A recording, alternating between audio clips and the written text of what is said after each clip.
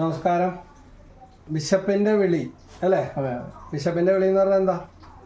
നമ്മൾ വിശക്കുന്ന ആളുകൾക്ക്, അനാഥരായ ആളുകൾക്ക് കൊടുക്കുന്ന അന്നദാനം അല്ലെ? അരി കൊടുക്കുന്നതിന് പകരം വേവിച്ച ഭക്ഷണം, ചോറും ഒരു നോൺ വെജ് ഫുഡും ഒരു കൂട്ടുകറി, അച്ചാറൊക്കെ ആയിട്ട് സമൃദ്ധമായ ഒരു ഭക്ഷണം.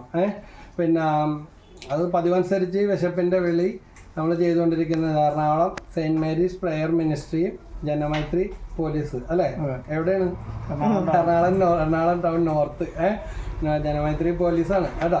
പോലീസും അതുപോലെ തന്നെ ആരാണ്? ജാസ് അച്ചയൻസ് കിച്ചനാണ് ഇപ്പോൾ വീഡിയോ എടുത്തുകൊണ്ടിരിക്കുന്നത്. സംയുക്തമായിട്ടാണ് ഈ പരിപാടി ചെയ്യുന്നത്. ആർക്കാണ് കൊടുക്കുന്നത്?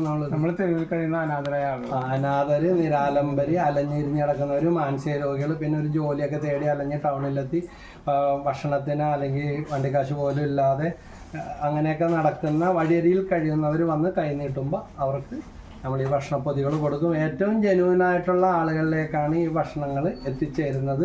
കഴിഞ്ഞപ്പോൾ നമ്മൾ 4 വർഷം കഴിഞ്ഞു നമ്മുടെ വെള്ളപ്പൊക്കം തുടങ്ങിയതാണ്. പ്രളയകാലത്ത് ഇങ്ങനെ ദുരിതാശ്വാസ പ്രവർത്തനങ്ങളായിട്ട് ചില പല സ്ഥലങ്ങളിലൊക്കെ പോയി.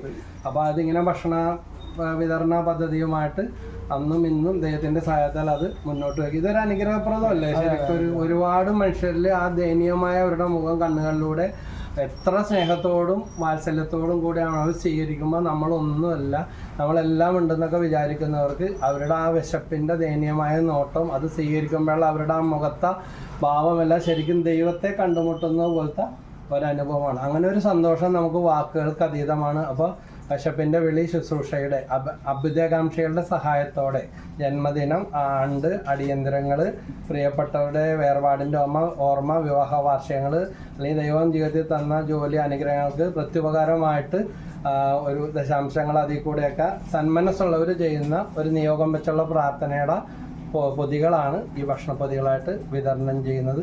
ജോളി ഷൈജുവിൻ്റെ നേതൃത്വത്തിലാണ് ഈ വളരെ വളരെ ഹൈജീൻ ആയിട്ടാണ് നമ്മളിത് നമ്മുടെ വീട്ടിൽ തന്നെ ഉണ്ടാക്കുന്ന കണ്ടെയ്നർ പാക്കറ്റുകളിലാണ്. അപ്പം മലിനീകരണത്തിന്റെ ഒരു പ്രശ്നമില്ല. ഇതിപ്പോൾ കഴിച്ചു കഴിഞ്ഞാൽ കണ്ടെയ്നർ പാക്കറ്റ് ആയതുകൊണ്ട് അവിടെ എവിടെയെല്ലാം അത് വന്നാലും ഈ സ്ക്രാപ്പ് പറക്കുന്നവർക്ക് അലുമിനിയം ഇതായതുകൊണ്ട് അവരെടുത്തുകൊണ്ട് പോകും. നമ്മൾ പ്ലാസ്റ്റിക് അങ്ങനെയുള്ള സാധനങ്ങളൊന്നും നമ്മളും കഴിക്കുന്നത് ഈ ഭക്ഷണം തന്നെ. ചിലപ്പോൾ ഞങ്ങളൊരു കൂടി കഴിച്ചിട്ടാണ് കൊണ്ടുപോകുന്നത്, അല്ലെങ്കിൽ വന്നിട്ടായാലും ഈ ഭക്ഷണം തന്നെ നമ്മുടെ വീട്ടിൽ നമ്മൾ കഴിക്കുന്ന ഭക്ഷണം തന്നെയാണ്. പിന്നെ ഇന്നത്തെ പ്രത്യേകത എന്ന് പറഞ്ഞാൽ സെയിൻറ്റ് മേരീസ് പ്രയർ മിനിസ്ട്രിയുടെ സ്ഥാപകൻ ജോയ് ബ്രദർ, എൻ്റെ അപ്പച്ചനാണ്.